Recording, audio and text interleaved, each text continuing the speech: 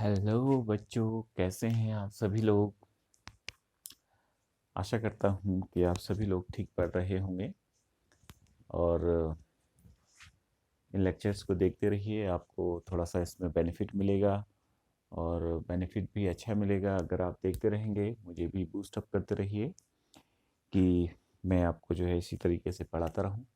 तो हमारा जो ये टॉपिक है आज का बेसिकली कि इलेक्ट्रिक फील्ड में कोई पार्टिकल यदि ऑसिलेट कर रहा है तो वो कैसे ऑसिलेट करेगा। जैसे कोई पेंडुलम है तो कैसे ऑसिलेट करता है, तो इसके बारे में हम देख रहे हैं। थोड़ी सी इसकी जानकारी है। आज का लेक्चर बेसिकली इसी पे बेस्ड है कि एक पार्टिकल का या एक पेंडुलम का ऑसिलेशन कैसा होता है इलेक्ट्रिक फील्ड में। तो सबसे पहले हम थोड़ी सी पुरानी जानकारी जो हमारी क्लास 11th की है, जिसको हम बेहतर जानते हैं। तो ऑसिलेशन ऑफ ए पेंडुलम जैसे SHM जो है सिंपल हार्मोनिक मोशन। तो SHM हम देख रहे हैं सिंपल हार्मोनिक मोशन। हमने पढ़ा था, देखा होगा आपने कि यदि किसी बॉब को जो है छोड़ दिया जाए, ये विदाउट मतलब जो है इलेक्ट्रिक फील्ड है, यहाँ पे अभी कोई इलेक्ट्रिक फील्ड मौजूद नहीं है, तो उस वक्त इस बॉब को यदि आप छोड़ दें थोड़ा सा थीटा एंगल लिया के, ये एंगल बहुत छोटा होना चाहिए, ठीक है, 5 डिग्री से कम। तो जब इसको आप छोड़ते हैं तो ये अपनी इस पोजीशन के अबाउट, इस ओ पॉइंट के अबाउट जो है ऑसिलेट करने लग जाता है। मीन पोजीशन जहाँ पे मीन पोजीशन, उस पोजीशन को बोलते हैं जहाँ जिसके अबाउट ये ऑसिलेट करता है, या ऐसा भी कह सकते हैं जहाँ पे ये रेस्ट पे रह सकता है, ठीक है, उसको मीन पोजीशन हम कहते हैं। तो जैसे ही हमने इसको इधर किया तो देखो आपका इसका एक वेट mg जो है डाउनवर्ड डायरेक्शन में लग जाएगा। और अगर हम इसके कंपोनेंट्स निकालना चाहें, ये एंगल अगर थीटा है, दिख रहा होगा आपको, ये एंगल अगर थीटा है तो ये एंगल भी क्या होगा आपका, थीटा होगा। तो इसके कंपोनेंट्स ये थीटा है, तो इसका जो इस डायरेक्शन में जो कंपोनेंट होगा उसको निकालने के लिए मैं अगर इसमें परपेंडिकुलर ड्रॉ करूं तो this upon this that is, ये कितना हो जाएगा mg cos थीटा।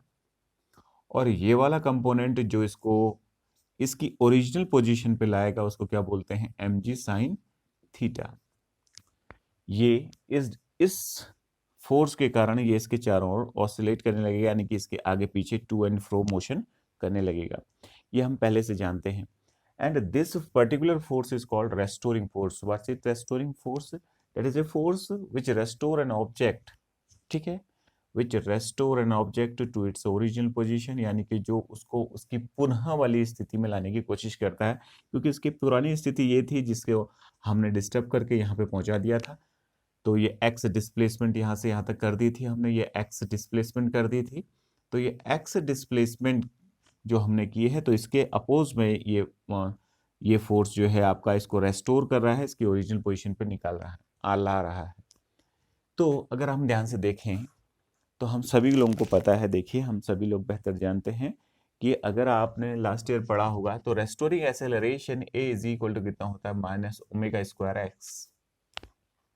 आप सभी जानते हैं कि कोई भी पार्टिकल जो है सिंपल हार्मोनिक मोशन को तभी शो कर सकता है जब उसका रेस्टोरिंग एक्सेलरेशन जो है ऑलवेज मीन पोजीशन की ओर डायरेक्टेड रहे। तो ये देखो, ये मीन पोजीशन की ओर जो है वो डायरेक्टेड है, ठीक है। It is opposite to the direction of displacement of the particle from the mean position. जैसे ये पार्टिकल जो है, ये बॉब जो है डिस्प्लेस कर रही है इधर पे, इसकी जो दिशा रहती है इस रेस्टोरेंट में, इस डिस्प्लेसमेंट की हमेशा अपोजिट दिशा में रहती है, इसलिए यहाँ पे क्या आता है, नेगेटिव रहता है। तो हमें ये बात को याद रखना है कि कभी भी कोई पार्टिकल जब ऑसिलेट करेगा तो वो इस इक्वेशन को क्या करेगा, फुलफिल करेगा। तो यहाँ पे हम जो है एक बहुत तेजी से एक रिकैप कर लेते हैं फटाफट पुराना वाला, तभी हम जो है उसमें जा सकते हैं। तो इसको रिकैप करते हैं। तो देखिए, इसको रेस्टोरिंग फोर्स कितना लग रहा है इसमें, तो वो कितना है, F इज इक्वल टू कितना हो जाएगा, माइनस का mg साइन थीटा। मैंने mg साइन थीटा माइनस क्यों लगाया, because this force is always opposite to the direction of displacement of this bob की डिस्प्लेसमेंट की अपोजिट दिशा में है, and directed always towards the mean position, that is अपने मीन पोजीशन की ओर रहता है। तो अगर हम जानते हैं, देखो ये एंगल बहुत थीटा है, तो इस केस में sine theta approximately equal to कितना होगा, थीटा होगा। तो F इज इक्वल टू कितना हो जाएगा, माइनस mg थीटा। अब हम जानते हैं, देखो ये कितना एंगल डिस्प्लेस किया, थीटा एंगल डिस्प्लेस किया इधर की ओर, एंगुलर डिस्प्लेसमेंट इसकी थीटा हुई है।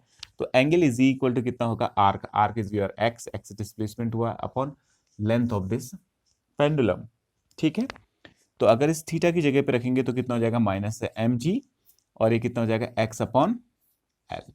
ये एफ आ गया। तो restoring acceleration, that is this acceleration, this force will give a restoring acceleration, and this acceleration is given by F upon M. according to Newton's second law, acceleration is equal to force upon mass। तो force कितना है आपका minus M G X upon L upon mass, ये cut गया आपका। तो restoring acceleration is equal to कितना हो जाएगा आपका माइनस का G upon L into x.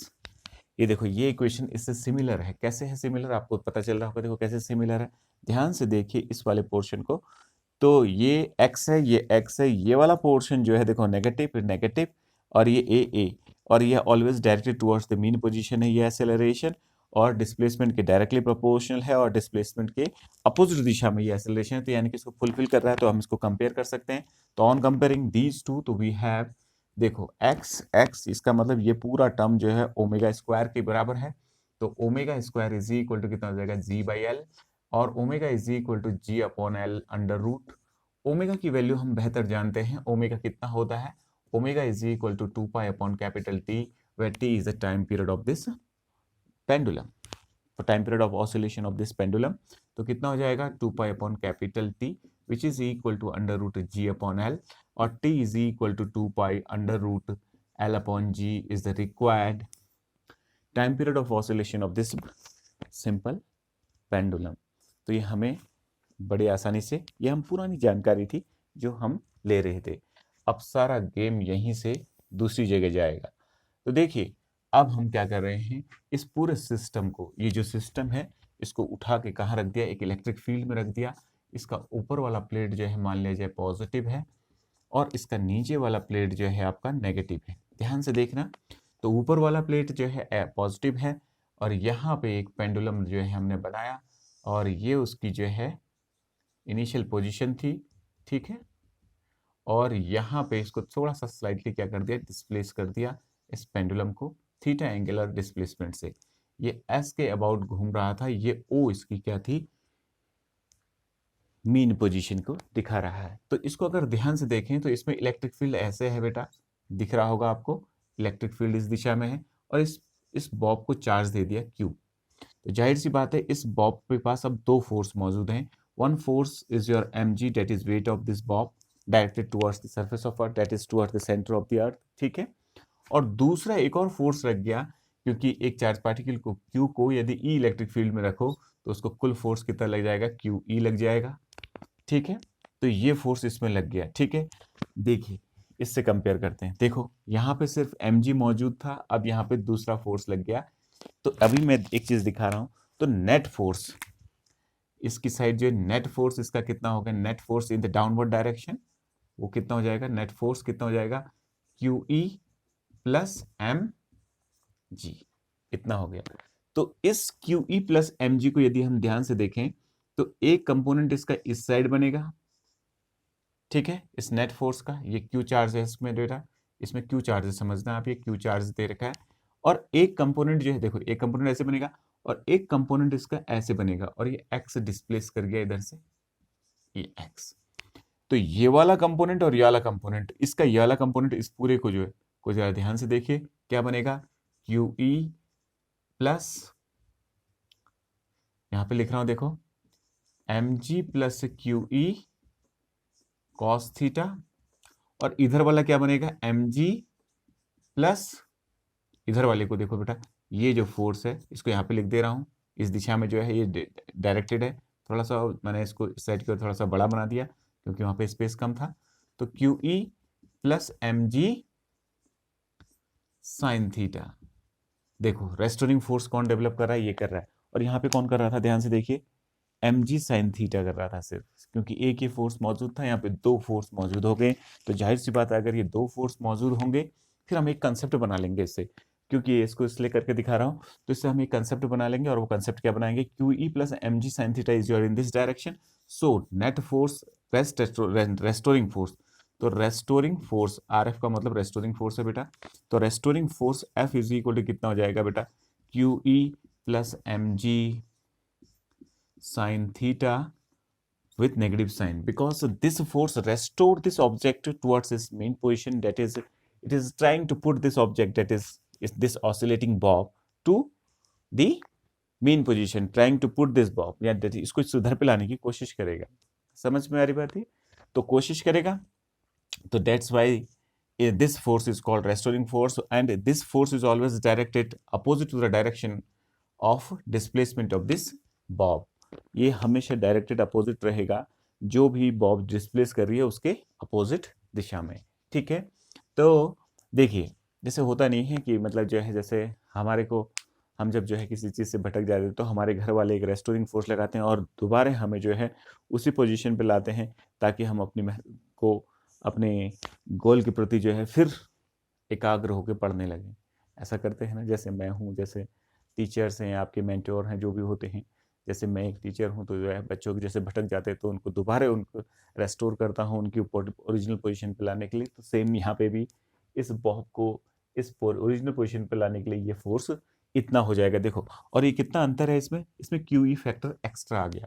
Again for a small angle sine theta is almost equal to, sorry approximately equal to theta होता है, तो this can be written as कितना हो जाएगा, माइनस QE प्लस mg थीटा। ठीक है, अगर हम ध्यान से देखें तो एंगल कितना है, ये है x डिस्प्लेसमेंट है, तो एंगल इज इक्वल टू क्या होता है, arc upon radius. Radius of this oscillating Bob is your कितना हो जाएगा बेटा, L।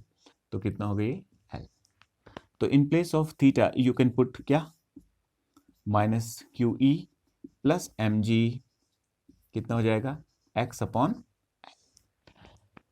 अब हमें रेस्टोरिंग एक्सेलरेशन निकालना है, तो हम एक्सेलरेशन निकाल लेते हैं। तो restoring acceleration, because restoring force gives restoring acceleration, तो restoring acceleration is equal to कितना हो जाएगा, देखो जरा ध्यान से, वो कितना हो जाएगा, F अपॉन M। तो इसको लिखते हैं, तो ये कितना हो जाएगा, mg, इसको थोड़ा सा ऊपर लिख देता हूं बेटा, x होल अपॉन L। ठीक है, mg plus QE whole upon कितना हो जाएगा, x अपॉन L, और नीचे क्या आ गया, m। ये हमने लिख दिया। इसको अगर ध्यान से लिखना चाहें तो इसमें नेगेटिव साइन भी आएगा। देखो क्यों आएगा नेगेटिव साइन, क्यों, क्योंकि रेस्टोरिंग फोर्स नेगेटिव होता है, बिकॉज ये हमेशा जो है डिस्प्लेसमेंट के अपोजिट दिशा में होता है। तो यहाँ पे ये x है आपका, तो ये x हमने रख लिया। ठीक है, अब इस पोर्शन को जरा ध्यान से देखिए, दिस पोर्शन, ये पोर्शन किससे मैच कर रही है, A is equal to minus omega square X, जैसे यहाँ पे मैच किया था। देखो ये, क्योंकि ये भी रेस्टोरिंग एक्सेलरेशन है, ये भी रेस्टोरिंग एक्सेलरेशन है, तो बोथ आर सेम थिंग। अगर ये पार्टिकल ऑसिलेट कर रहा है तो अगर हम ध्यान से इस चीज को देखें तो ये वाला फैक्टर इसके बराबर हो जाएगा। This implies omega square is equal to, इसको देखते हैं जरा कितना हो जाएगा, mg plus QE upon ml, ये आ जाएगा। अगर ये ओमेगा स्क्वायर का, देखो ये स्क्वायर हटा दूंगा तो यहाँ पे क्या लग जाएगा, रूट लग जाएगा। ये मैं थोड़ा सा स्पेस के चक्कर में जल्दी कर रहा हूँ। ठीक है, तो अगर हम इसको सॉल्व करना चाहें तो कैसे सॉल्व करेंगे, ये कितना हो जाएगा, 2 पाई अपॉन t हो जाएगा, विच इज इक्वल टू कितना हो जाएगा, अगर इसको डिवाइड करते हैं m से, तो इसको m से डिवाइड कर देंगे तो ये g हो जाएगा, प्लस QE अपॉन m, ये हो गया, होल अपॉन L टू, इसका क्या हो जाएगा, रूट। अगर आप इसको सॉल्व करेंगे, if you solve this you will get what you will get, तो यहां पे लिख दे रहा हूं बेटा मैं इसको। ठीक है, इधर पे हम लिख दे रहे हैं, तो वो कितना हो जाएगा, t is equal to 2 pi, देखो ये ऊपर चले जाएगा, under root L upon G plus QE by M। यही है, देखो एकदम वही है। अब हम एक सीधा सा एक कंसेप्ट बना लेंगे। कंसेप्ट क्या बना देंगे, यानी कि ये G ही प्रभावित हो रहा है इसका, यानी कि इफेक्ट, यही इफेक्ट इसी में इफेक्ट पड़ रहा है, बाकी किसी चीज में भी इफेक्ट नहीं पड़ रहा है। तो ये कुल मिला के नेट एक्सेलरेशन है, इस पार्टिकल का रेस्टोरिंग एक्सेलरेशन है। अगर आप ध्यान से देखें इस चीज को, जैसे यहाँ एक्सेलरेशन ड्यू टू ग्रेविटी के इन्फ्लुएंस में चल रहा था, तो यहाँ पे इन दो फोर्सों के इन्फ्लुएंस में चल रहा है, तो इनसे जो भी जो है एक्सेलरेशन बनेगा वो एक्सेलरेशन यहाँ पे है।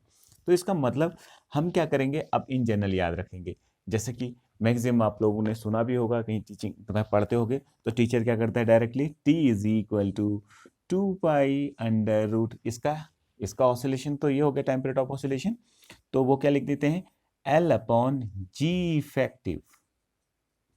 तो G effective here is your, G effective कितना है, जी इफेक्टिव इज योर कितना हो जाएगा आपका, effective is equal to G plus Q E by, अब इसको याद रखना है, ठीक है। अब व्हाट हैपन, यदि इसमें चार्ज नेगेटिव हो जाए, इसी क्वेश्चन को अगर हम दूसरे ढंग से करें, ठीक है, तो ये समझ गए होगे बात ये। अब इसको याद रखना है आपको, स्पेस अगर सिर्फ ग्रेविटी हो, जी इफेक्टिव जी के बराबर हो जाएगा, तो ये एक्सप्रेशन आ जाएगा। अगर इलेक्ट्रिक फील्ड के इन्फ्लुएंस में चल रहा है तो जी इफेक्टिव ये होगा, अगर डाउनवर्ड डायरेक्शन में इलेक्ट्रिक फील्ड है मतलब, और चार्ज पार्टिकल पॉजिटिव है। यदि चार्ज पार्टिकल को अगर नेगेटिव ले लिया जाए, इसी में चार्ज पार्टिकल को क्या ले लिया जाए, नेगेटिव, यहीं पे मैं नेगेटिव कर दे रहा हूँ, ये नेगेटिव ले लिया जाए, तो अब ये वाला फोर्स जो है इसको किस दिशा में लगेगा बेटा, अब ये मैं पूरी स्थिति मिटा दे रहा हूँ, यहाँ से देखो ये सब मिटा दे रहा हूँ, अब आप इसको देख लेना दोबारा, ठीक है। तो ये वाला फोर्स अब किस दिशा में लगेगा, देखो ये नेगेटिव चार्ज पार्टिकल है तो इसको कहाँ की साइड लगेगा, ऊपर की साइड, क्यू ई। तो और ये नेट फोर्स कैसा हो जाएगा, देखो अब आपका, अगर एम जी डोमिनेटिंग है, if M G is dominating, यानी कि ये फोर्स इससे ज्यादा है, मैंने कहा था ना फाइनाइट ऑब्जेक्ट के बारे में हम जब बात करेंगे, तो एम जी जो है क्या हो जाता है, काफी कॉन्सेंट्रेबल हो जाता है, तो यहाँ पे इतना कॉन्सेंट्रेबल है कि M G is more than Q E, ठीक है। तो वो कितना हो जाएगा, क्योंकि बॉब का साइज फाइनाइट होता है बेटा, तो कितना हो जाएगा, M G minus Q E. तो इससे जो एसेलरेशन बनेगा, देखो ये डिवाइड होगा जो, तो कैसा बनेगा, तो जी इफेक्टिव कितना हो जाएगा, देखो G effective is equal to कितना होगा, यहां से निकाल लेते हैं, G minus Q E upon M. So the acceleration of this bob, that is this pendulum, sorry, time period of this pendulum is given by 2 pi under root L upon G effective. Now the G effective is your G minus QE upon. तो अब आपको देखो दोनों ही स्थितियों में बात पता चल गई कि अगर पॉजिटिव चार्ज होगा तो कैसा होगा, पॉजिटिव चार्ज होगा तो ऐसा होगा, नेगेटिव चार्ज होगा अगर ऐसे प्लेट दे रखी है, ऊपर वाली प्लेट पॉजिटिव है, नीचे वाली प्लेट नेगेटिव है, तो उस केस में इसका ऑसिलेशन इससे दिया जाएगा। तो ये दो प्रॉब्लम हमने सॉल्व कर दी। अब एक क्वेश्चन करते हैं, ठीक है, बहुत ही अच्छा क्वेश्चन है, आईआईटी का क्वेश्चन है, तो उसको हम करते हैं। देखिए कि बड़ी आसानी से आप लोग कर सकते हैं, ठीक है। तो कैसे करेंगे इस चीज़ को देखते हैं। बहुत सिंपल क्वेश्चन होते हैं यार, अगर थोड़ा सा हम जो है ना ध्यान लगाएं तो कोई भी चीज़ जो है मुश्किल नहीं है, ठीक है। Plus plus plus plus plus, ये जो है पॉजिटिव प्लेट है, and this plate is your negative plate, ठीक है।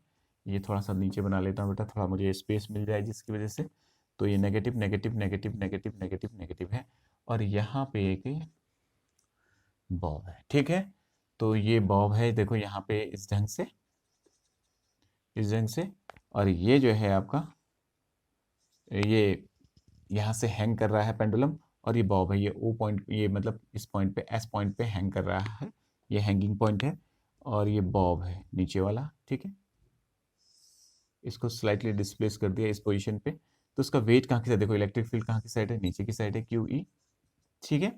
ई इलेक्ट्रिक फील्ड नीचे की साइड है, तो इसकी वजह से इस पे चार्ज क्यू है, तो इस पे लगने वाला एक इलेक्ट्रिक फोर्स वो कितना होगा, क्यू ई डाउनवर्ड होगा, और इसका वेट भी, अगर इसका मास एम है बॉब का, तो एम जी भी डाउनवर्ड दिशा में होगा।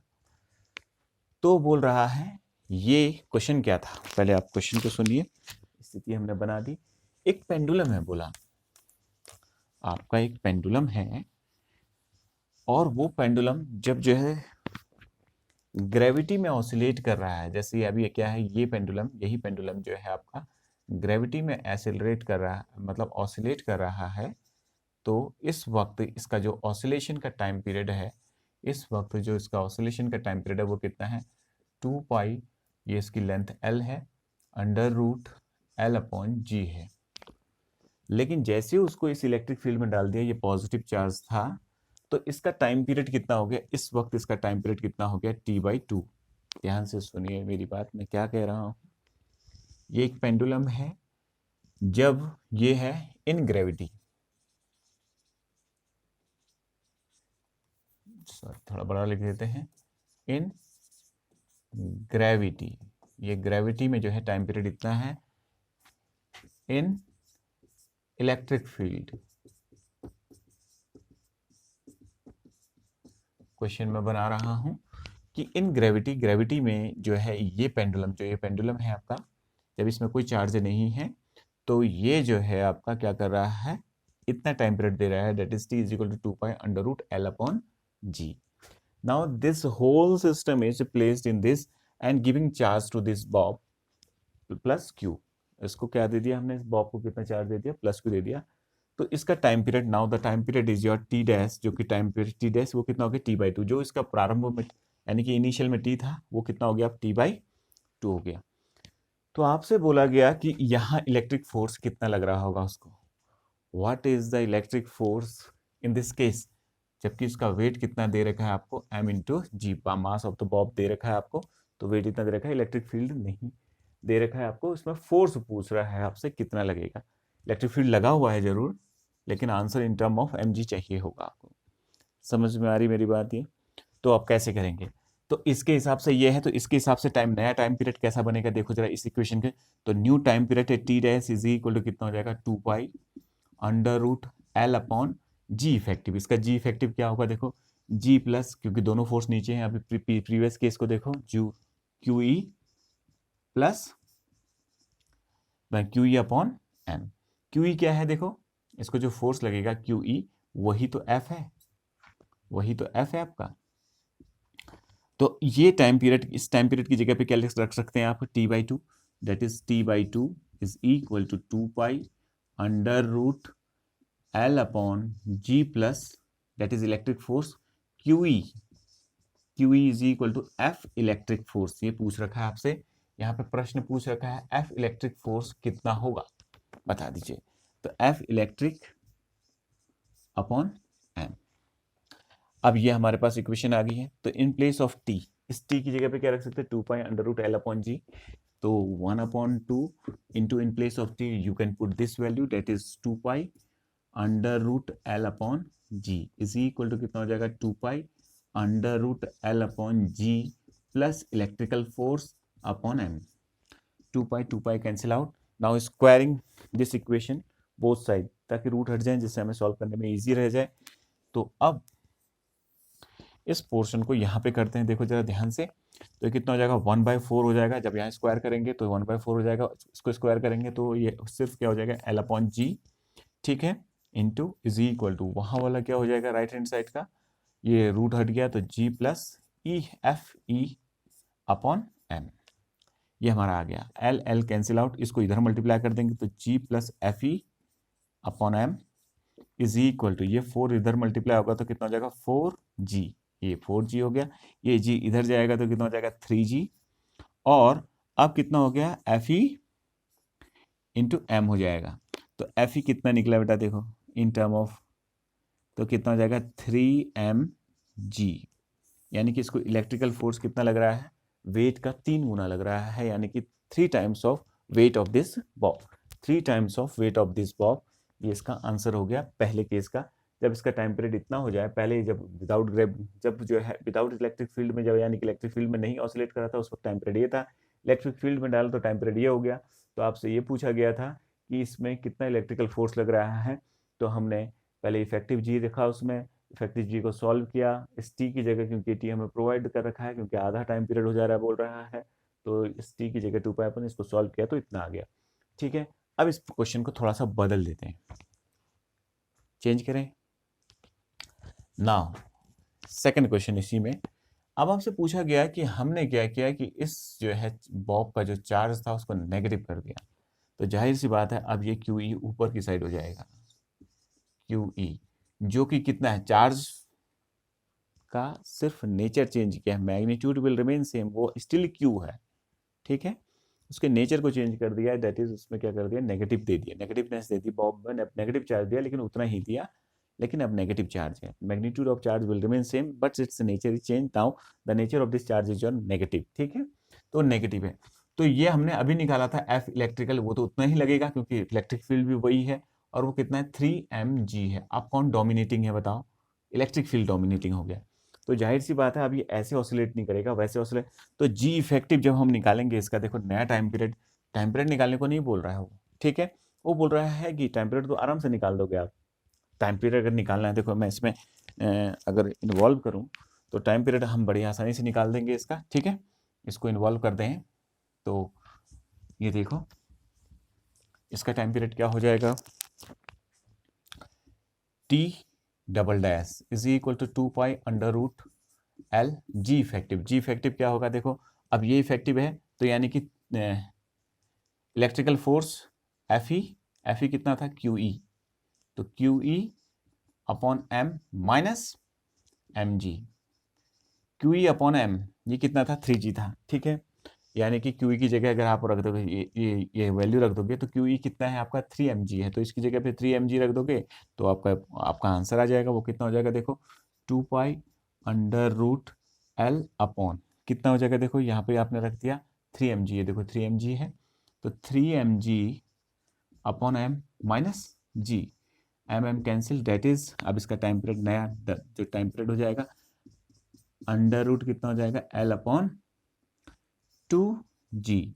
इस अंडर रूट 2 को बाहर निकाल लेना, आपको आपकी वैल्यू मिल जाएगी। अगर इसको अंडर रूट 2 को बाहर निकालोगे तो इस 2 को कैंसिल करेगा तो ऊपर कितना हो जाएगा under root 2 pi under root L upon G is your new time period.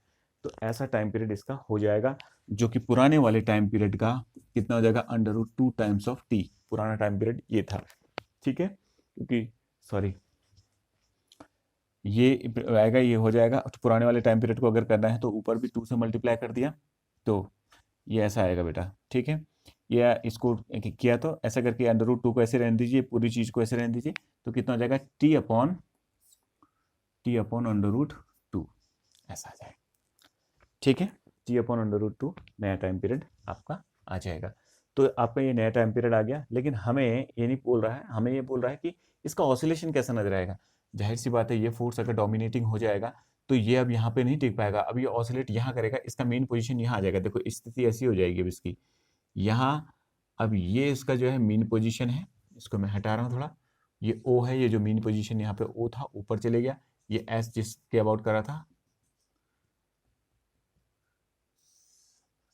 क्योंकि अब इसको जो है यहाँ की साइड जो है एफ ई बराबर क्यू ई फोर्स लग रहा है, एम जी अभी भी डाउनवर्ड डायरेक्शन है, तो ये ऑसिलेट करेगा ऐसे ऐसे, अब इस ढंग से ऑसिलेट करेगा। समझ में आई बात है।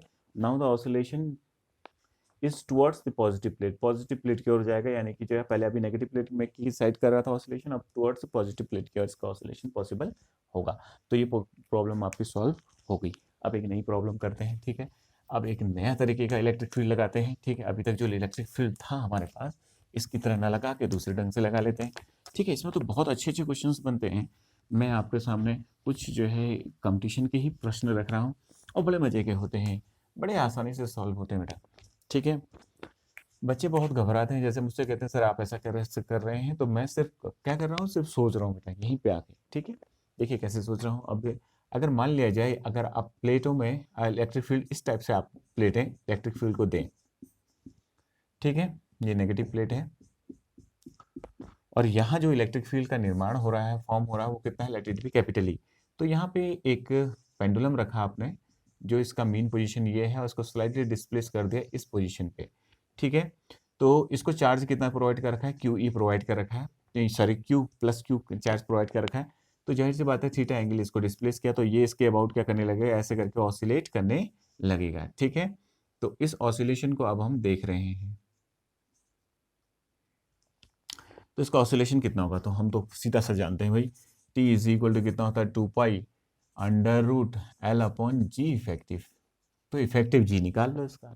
तो इफेक्टिव जी कैसे निकालोगे, अब देखिए इसको एक फोर्स इस दिशा में लगेगा, क्योंकि ये पॉजिटिव चार्ज है, ये इलेक्ट्रिक फील्ड है, इलेक्ट्रिक फील्ड को मैं पॉजिटिव चार्ज को इलेक्ट्रिक फील्ड की दिशा में फोर्स लगता है, तो कितना लगेगा Q into E, and weight of this object is your in this direction, that is M G. तो इनका जो रिजल्टेंट फोर्स बनेगा, that force will give the resultant restoring acceleration, resultant restoring acceleration. तो इनका रिजल्टेंट कैसे बनेगा, देखो resultant force F वो क्या होगा भाई, इन दोनों का वेक्टर सम। और वेक्टर सम तो आप बहुत बेहतर जानते हैं निकालना, कैसे जानते हैं देखिए, मैंने बहुत क्वेश्चनों में कराया था। तो resultant force for calculating G effective, ठीक है, इज इक्वल टू क्या, क्योंकि ये रिजल्टेंट फोर्स ही तो इन दोनों जैसे वहां पे डेवलप कर रहा था, उन दोनों का रिजल्टेंट रेस्टोरिंग फोर्स डेवलप कर रहा था, तो इनका जो रिजल्टेंट होगा वो उस चीज को डेवलप करेगा। तो कितना हो जाएगा देखिए, पैरेललोग्राम वेक्टर एडिशन वो कितना हो जाएगा देखो, this square that is mg square plus QE square plus 2 times of mg QE cos 90। तो cos 90 की वजह से क्या हो जाएगा, cos 90 आएगा, और cos 90 जीरो होता है क्योंकि इन दोनों के बीच में एंगल कितना है आपका, cos 90 है, तो ये जीरो कर देगा, तो हमें वो थर्ड फैक्टर लिखने की जरूरत ही नहीं है, क्योंकि parallelogram law of vector addition जो है हमको बताता है आगे जो तीसरा फैक्टर है वो जीरो हो जाएगा cos थीटा का, ठीक है ना। उसके अनुसार अगर हम देखें तो ये आपका जो है इफेक्टिव फोर्स हो गया इस पे। तो इफेक्टिव फोर्स को, इस इफेक्टिव फोर्स को हमें एक्सेलरेशन में कन्वर्ट करना है, जी इफेक्टिव में। तो जी इफेक्टिव जो है बराबर क्या हो जाएगा, फोर्स अपॉन मास। तो फोर्स तो इतना था, देखिए कितना फोर्स था आपका, mg स्क्वायर प्लस QE का होल स्क्वायर, और ये कितना हो गया 1/m। इस m को अंदर लेके जाऊंगा तो देखो किसी भी चीज को रूट के अंदर लेके जाओगे तो स्क्वायर में जाएगी, क्योंकि जब वो स्क्वायर में रही होगी तभी तो बाहर आई होगी।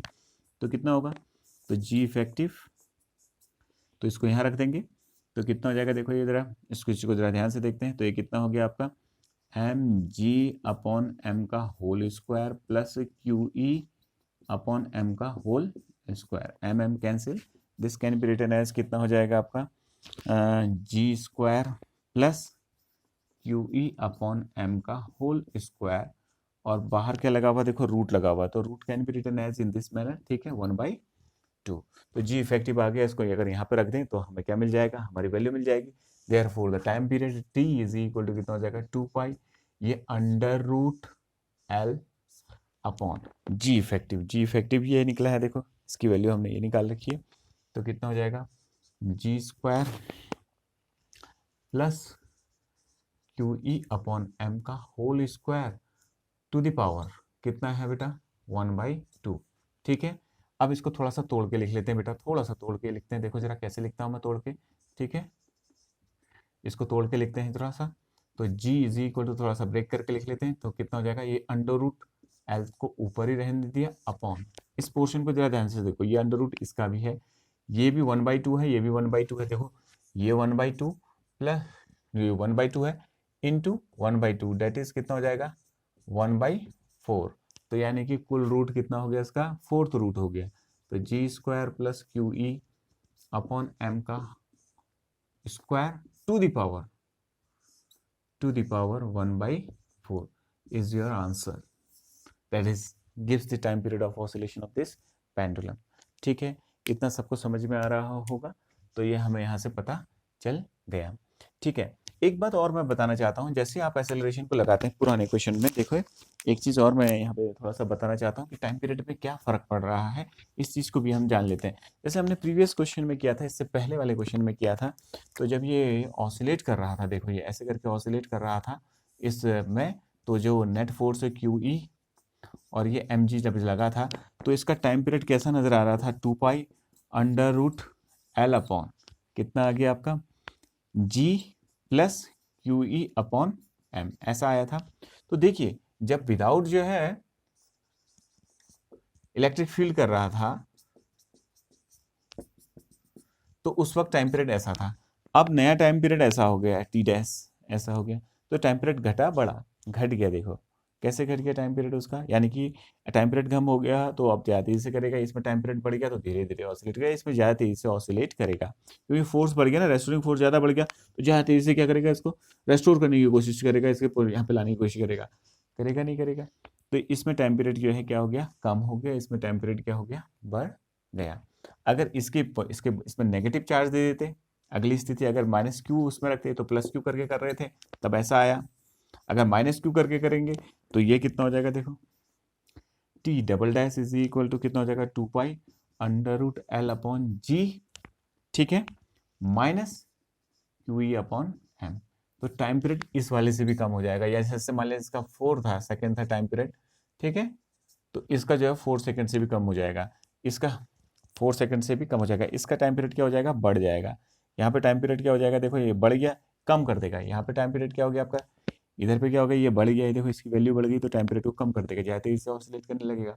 ठीक है, टेम्परेचर क्या होता है, एक पूरे ऑसिलेशन को कंप्लीट करने के लिए जितना समय ले ले। तो जैसे मान लीजिए यहाँ से चला, ऐसे गया, फिर ऐसे आया, फिर ऐसे गया, फिर ऐसे आया, तो ये पूरा एक ऑसिलेशन हो गया।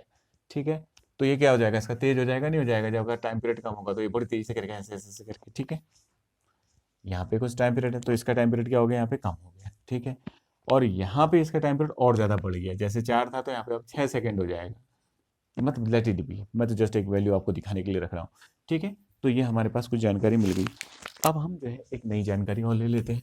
ठीक है, वो जानकारी क्या है, यदि कोई चीज़ जो है सर्किल में घूम रही है तो उसके लिए जो मिनिमम वेलोसिटी जो है सर्किल में घुमाने के लिए, जैसे मान लिया जाए कोई चीज़ सर्किल में घूम रही है, अभी कोई इन्फ्लुएंस नहीं है, किसका, इसका मतलब इलेक्ट्रिक फील्ड का कोई इन्फ्लुएंस नहीं है, तो ये एक चीज़ को, एक मास को बांध रखा है और ये ऐसे घूम रहा है, तो इसकी मिनिमम वेलोसिटी जो यहाँ पे रिक्वायर्ड होती है वो कितनी होती है, v minimum is equal to √5 g r। ये आपने पढ़ा था, if r is the radius of this circular path. और यहाँ पे जो velocity without slag in this, slag का मतलब क्या होता है, ढीलापन, रस्सी में ढीलापन आए बिना यहाँ से जस्ट ये क्रॉस कर जाए, तो यहाँ पे जो वेलोसिटी होती है इस पॉइंट ए पे, तो a इज इक्वल टू कितना होता है, √gr होनी चाहिए।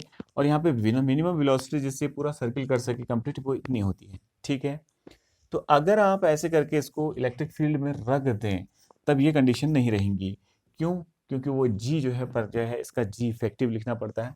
तो नेट जो है इस केस में कितना हो जाएगा, देखो अगर इसको लिखना है तो इसको कैसे याद रखना है आपको, तो VA इज इक्वल टू कितना हो जाएगा, देखो g इफेक्टिव R। और यहाँ पे भी क्या हो जाएगा, इस केस में, इस इलेक्ट्रिक फील्ड के केस में अगर ई इलेक्ट्रिक फील्ड में इसको रख दिया जाए और इसको चार्ज प्लस क्यू दे दिया जाए, तो उस केस में जो है यहाँ पे बी पॉइंट पे जो वेलोसिटी, मिनिमम वेलोसिटी जो इसको दी जाए जिससे पूरा सर्किल कंप्लीट कर दे, तो वो वी बी बराबर कितनी हो जाएगी, under root 5 g effective R, where R is the radius of this circular path. अभी g इफेक्टिव क्या होगा, देखो एक तो वेट इसका डाउनवर्ड दिशा में है, देखो mg। ठीक है, और इसको जो इलेक्ट्रिक फोर्स लगा, इसको हटा दे रहा हूँ बेटा थोड़ा मैं यहाँ पे। ठीक है, ये कितना था, v is equal to √5 g r था। ठीक है, विदाउट मतलब इलेक्ट्रिक फील्ड, तो विद इलेक्ट्रिक फील्ड इतना आ गया। ठीक है, तो अब इसका मुझे जी इफेक्टिव कैलकुलेट करना है। देखो वेट तो ऑलरेडी डाउनवर्ड है और इलेक्ट्रिक फील्ड भी नीचे की साइड लगा है, पॉजिटिव चार्ज है तो नीचे की साइड ही फोर्स लगा है QE, तो इफेक्टिव जी कितना हो जाएगा, अभी हमने पीछे निकाला था तो यहाँ पे भी निकाल लेंगे, तो जी इफेक्टिव कितना हो गया, देखो the effective value of g is your कितना हो जाएगा, यहाँ देखिए, तो कितना हो जाएगा, जी प्लस QE अपॉन, अभी हमने पीछे कैलकुलेट किया हुआ है। ठीक है, तो इसको यहाँ पे रख देंगे, तो v that is the minimum velocity given to this bob, to this mass, so that this can complete this circle। ठीक है ना, just complete this circle in the influence of electric field, in the influence of electric field is given by, कितना हो जाएगा आपका 5, in place of g effective you can put this value, that is g plus कितना QE by m whole into r, and the velocity at this point, that is at the highest point of the circular path, for in such a manner that the bob just complete this circuit without slack का मतलब इसमें ढीलापन आए। ठीक है, इसमें बिना ढीलापन आए ये जस्ट इसको क्या कर दे, क्रॉस कर दे, तो वो वेलोसिटी ये होती थी जिसको इफेक्टिवली ऐसे लिखा गया था in the influence of electric field. तो कितना हो जाएगा, VA इज इक्वल टू कितना हो जाएगा, देखो जी इफेक्टिव यानी कि G plus QE by m into. तो ये तो बहुत इजी है यार, बहुत ही इजी है। अब ये कैसे आया बेटा, ये थोड़ा अगर आपको जानना है तो आप मुझे कमेंट करें, बताएं कि कैसे जो है किया हुआ है, क्योंकि ये तो हमने जस्ट एक वैल्यू लेके अभी यहाँ पे काम कर रखा है। तो अगर आपको इसके बारे में जानना है तो प्लीज़ मुझे कमेंट करें और जो है मुझे बताएं। तो आज के लिए इतना ही, बाकी को हम कल कंप्लीट करते हैं, और कल से हमारा जो है अब जो है कंटिन्यूस चार्ज डिस्ट्रीब्यूशन से कितना इलेक्ट्रिक फील्ड फाइंड आउट होता है, 1-2 कंडीशंस करेंगे सिर्फ उसकी, क्योंकि उसकी बाकी कंडीशंस जो है मैं आपका फोर्स में बता चुका हूँ। ठीक है, कोलम्बियन फोर्स यानी कि इलेक्ट्रोस्टैटिक फोर्स में बता चुका हूँ। तो आज के लिए इतना ही। सभी लोग जो है पढ़ते रहें और कुछ गोल ओरिएंटेड पढ़ें, ठीक है। Okay bye, take care.